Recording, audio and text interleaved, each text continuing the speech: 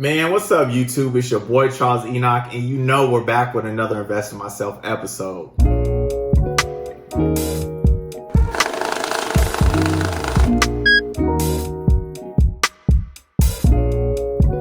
So I know I didn't drop a video last week, but a lot was going on. I just closed on my property, so I had to get things together for the rehab. And for those that shot up a prayer for my girl's family, I really do appreciate it. The family situation is getting a lot better, and I am thankful for that. So before I talk about what I'm gonna go over today, go ahead, take about 2 seconds, smash that like button, help a brother out, make that thing turn blue. I really do appreciate the people that do. With a small YouTube channel, I am trying to reach a higher audience base, and it's very much appreciated. Also, if you are new to the channel, go ahead, take a little time, hit that subscribe button for a brother. We upload YouTube videos weekly, and through these videos, I try to help expand people's financial literacy through the velocity banking method. All right, so I've been getting this question over and over again, ever since I dropped part 1 and part 2 of how to use your credit card to pay your mortgage. And the question is, can I use another credit card to pay off the credit card that I used to pay the mortgage? Then turn around and use the credit card that I paid the mortgage with to pay off the other credit card. Simply rotating the payments back and forth and back and forth. Now, the short answer is yes, you can. Now, will this make financial sense? For most people, no, it won't. Remember, when we use the process of using Plastiq to pay the mortgage with our credit card, we are freeing up cash flow so we can offensively invest that money. If you're not offensively investing that money, then you're just losing money doing the strategy. Now, rotating payments back and forth will cause a lot of fees, in which your offensive investing strategy better be legit, or you're setting yourself up for failure and a lot of debt. Now, all this may seem confusing, but you already know I got the whiteboard in the back, and we're gonna go over it and break it down into simplistic terms. And when we break this down, it will show you that 99% of people should never do this strategy. So enough of me telling you, let me show you, because we know that knowledge is power. So let's go on this whiteboard, come on. All right, so we got the whiteboard up. We're just gonna go straight into it. So we have an individual here, and their mortgage is gonna be $1,100. Their normal cash flow after expenses and everything is paid off will just be $1,000. Now, if the mortgage is paid with the credit card, the cash flow will be $2,100. An important thing to note here when we're going to go over the scenario, the MasterCard, MC, the MasterCard, the closing statement date is going to be the 5th. In the Visa card, the closing statement date is going to be the 25th. So remember that. Now, at the bottom of this is a scenario that I will get back to after we look at the month of January. So hold on to that scenario here. All right, so we're in the month of January, and we're going to say it's January 1st. We have $0 on both the MasterCard and the Visa card. So the mortgage is due from the 1st through the 15th. We will wait until the credit card statement on the MasterCard closes, and it's going to close between the 3rd and the 5th. I think we said the 5th it will close. Now, since the statement closed on the 5th and there was no money on it, it's going to say that $0 is due for the month of February. And that's why we waited for the statement to close. Now, when the statement closes, we're going to use Plastiq to pay the mortgage through our credit card. So the mortgage is $1,100. Plastiq has a 2.75% fee that they're going to charge on that $1,100, which will equal $30.25. Now, since we paid with the Citi MasterCard, it offers 2% cash back. So we're going to offset 2% of that 2.75, which it will give us $22 cash back. So if we minus the $30.25 and $22, we're going to lose $8.25 because we use Plastique to pay the mortgage. But in return, our cash flow is now $2,122 because the mortgage was $1,100 and we got $22 from the cash back. So in a sense, with this 2122 that we have, we must get a return of $825 to offset that fee. Now, a lot of you guys was not understanding how do we offset the fee. Maybe you couldn't visualize how to offset the fee. So we are going to go to the example and I'm going to show you how the fee is offset so that when we use Plastique, it doesn't matter because we're actually getting ahead. All right, now stay with me here, okay? So let's pretend this individual owed $2,000 on a home equity line of credit. And the line of credit was 10% interest. So what we're gonna do is calculate how much interest that would be for the month if we owe $2,000 on that home equity line of credit.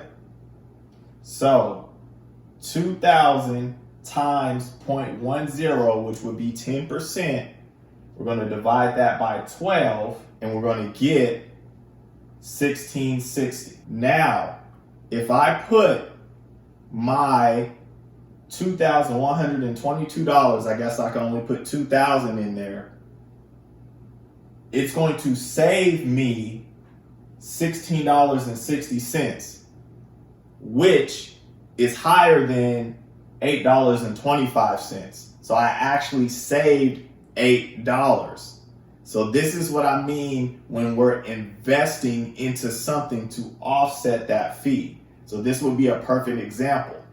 I'm using the money, the cash flow that I got that's freed up, putting it into my HELOC so it's paid in full, so it does not accrue interest, and I'm saving $16.60. All right, so now that we have an understanding of why we would use Plastique to invest into something else that's going to give us a higher return to offset the $8.25, we can move on to the month of February.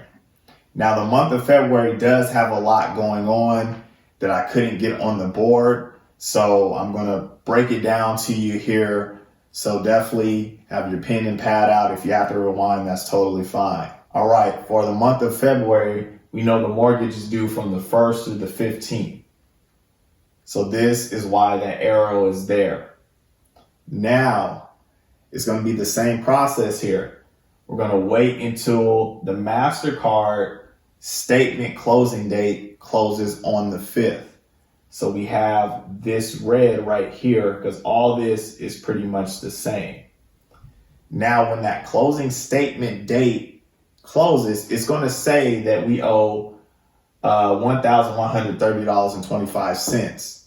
Now, the reason why we're owing that is because Plastique, you remember they charged us $30.25 because the mortgage is only $1,100. So we do have to pay that fee, and that's why you're going to see that statement balance like that. Now, looking at this board, all of this is going to be tied into that next step. So we're going to briefly go over that step so you guys get an understanding because the board can be a little bit confusing. So after the statement closing date closes and says that we owe $11,300 or $1,130.25 for that month, we are going to use Plastique to pay the mortgage off, right?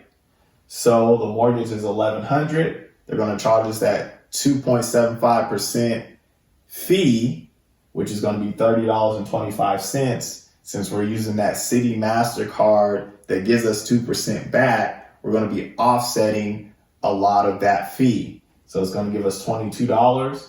We're losing $8.25. All right, so now we're on to the next step after these two steps, the red and green step. So we have to pay off the MasterCard, the actual due date, before March 1st. So remember, The Visa card, we have to wait till the closing statement date closes on the 25th. Because when it does that, our Visa card has 0 on there. It's going to say that we don't owe anything for the month of March. And that's why we're waiting for that statement closing date before we do anything. So once it closes, the statement closing date on the 25th, we're going to do a cash advance on the Visa card. So when we do a cash advance, usually you can do it with a convenience check, write it to yourself, and it goes into your bank account. So when we do that convenience check for $1,130.25, let's say it's going to charge us a 3% fee. Now, some of these convenience checks, they can be between 3 to like 7%, but I'm just using 3% fee there. But just know that they can differentiate. So they're going to charge us a 3% fee for taking out $1,130.25. That fee is going to be $33.90. So the total balance on that credit card is $1,164.15. Now, again, we don't have any payment for March because we waited for the closing date. Now, you can use that $1,130.25 to pay the MasterCard, let's say February 28th, before March 1st, right? So now we're looking at a cash flow. Since we have not used any of our cash yet, our cash flow is $4,244. With that, we must get a return of $42.15. Why is that? Let's calculate all the fees that became associated with this. So we have the $8.25. Remember, we lost that because it offset a little bit of that $30.25 fee.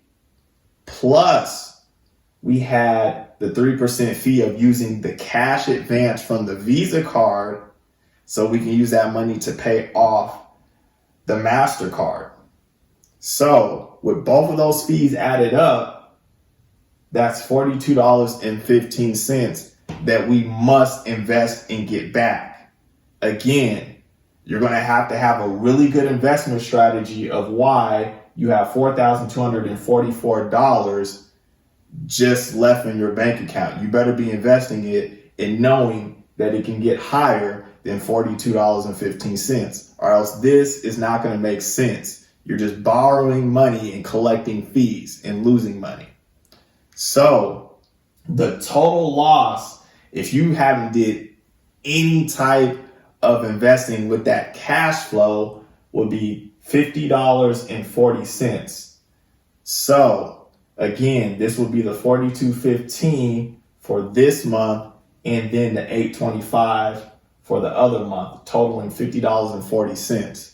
So I want to repeat this again because I keep getting a lot of comments. If you are not investing the cash flow, if you're not investing this, you're just losing money. You are correct with those comments. But again, we are talking about investing this money so it returns more than the fee. If it doesn't, it does not make any sense. All right, so we're on the month of March. There was a lot going on in the month of February, and March is going to be pretty much the same way. So we're going to start it the same. So the black arrow, we know that mortgage is due between the 1st and the 15th. But we're going to wait until the credit card statement closes. Our MasterCard statement closes on the 5th. Once that closes, then it's going to say the payment for April is $1130.25. And we already know that the $30.25 fee that you're charging from Plastiq. Now we're going to look at the green arrow, which is all of this. So once the statement is closed on the MasterCard, we're going to use Plastiq to pay the mortgage.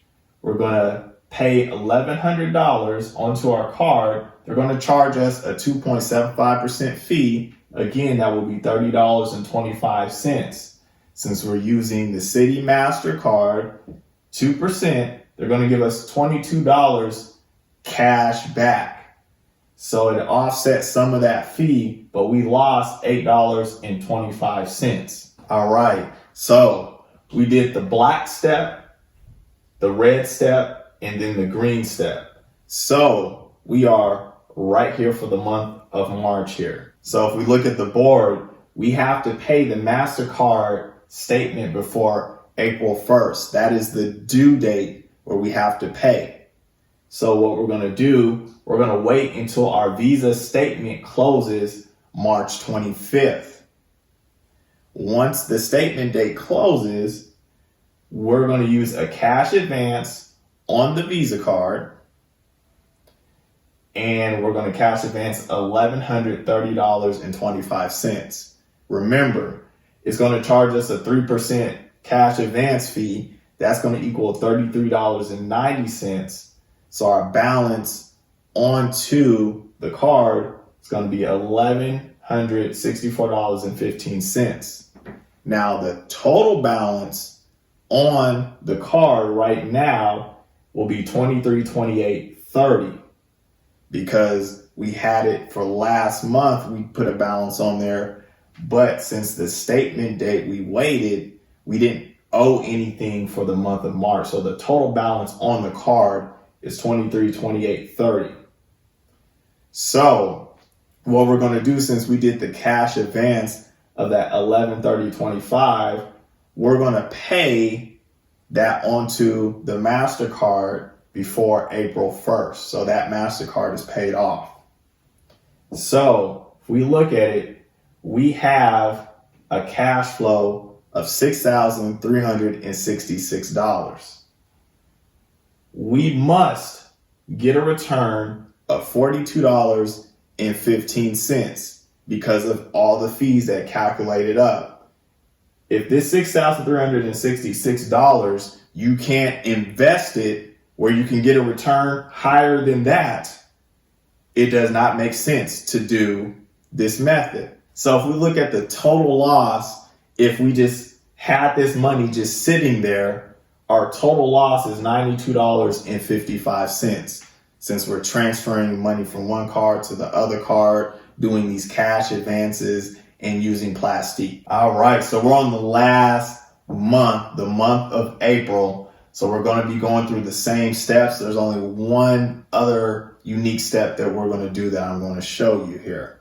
So for April, at the beginning, the top, the black line, mortgage is due the 1st through the 15th. We're not paying the mortgage until our credit card, our MasterCard statement closes on the 5th. Now, when it closes on the 5th, it's going to say we owe $1130.25 for the month of May. I don't have it on there, but that's what it should say. Now, we're going to go to the green step, and this would be the step right here. So once the statement closes for the MasterCard on the 5th, we're going to use Plastique to pay the mortgage. Mortgage, $1,100. The fee, $2.75. We know that's $30.25 fee. We use a 2% cash back card, so we're going to offset a lot of that, which they're going to give us $22.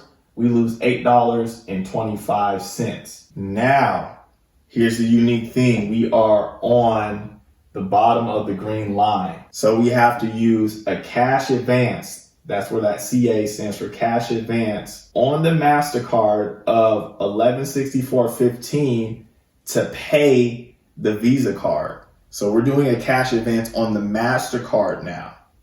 So we paid the mortgage with the MasterCard, and now we're using a cash advance of $1164.15 to pay the Visa off. That's going to hit us with another 3% fee. That's $34.92. So we got a fee of $8.25 plus another fee of $34.92. So we can pay the Visa card. Now, next step, we have to pay the MasterCard statement before May 1st. So pretty much the end of April. So what are we going to do? We're going to wait until the statement closes for March 25th on the Visa card. Since we paid the $1164.15, then it's going to say we only owe $1164.15 because at first, remember, the balance was $2328.30, so we paid half of that, pretty much the statement balance. So after the 25th, now we have to do a cash advance from the Visa card of $1130.25 because that's the payment for May. That's due May 1st.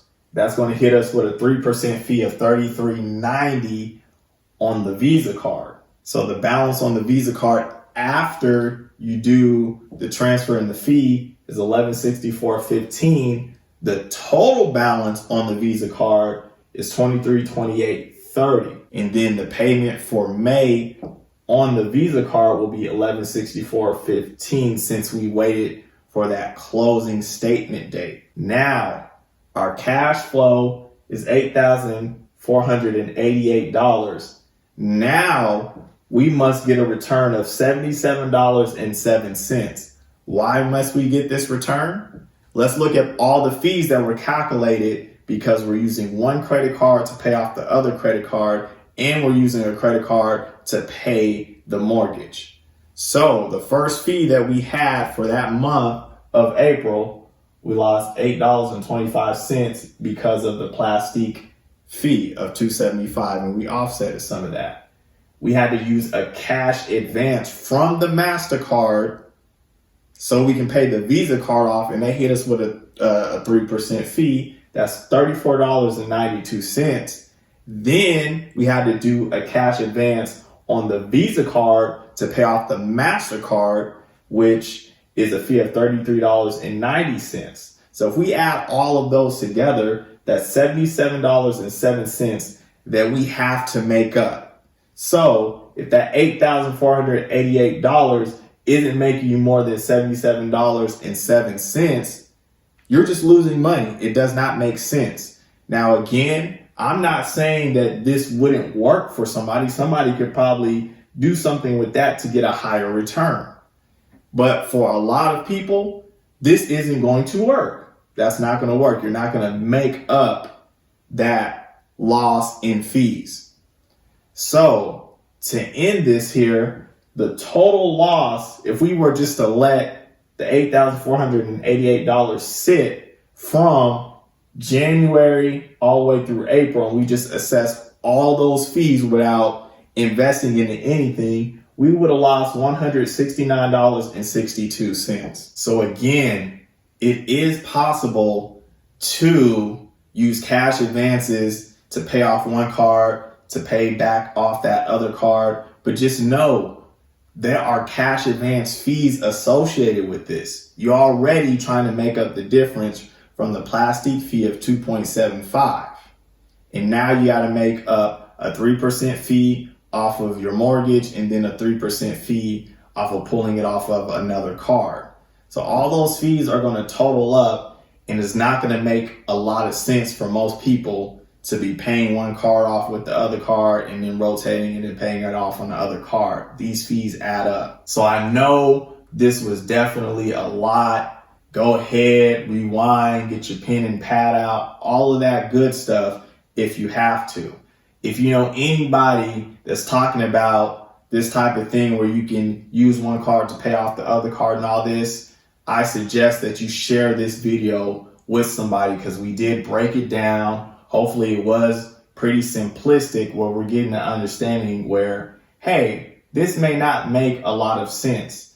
And then there could be some people that are like, hey, you know what? This makes a lot of sense for me because when I invest, my return is way higher than any of those fees associated. All right, so it's always a pleasure to be on the whiteboard with you guys. If you have any questions and things, go ahead and leave it down in the comments. Go ahead and shoot me an email, which I'll have it in the descriptions. And also I have previous videos in regards to velocity banking as well. So hopefully this helped you guys gain the knowledge and answered a lot of questions from people that I kept on getting through this video. And like always, hopefully you guys have a great weekend. Hopefully some of you guys had that 3-day weekend.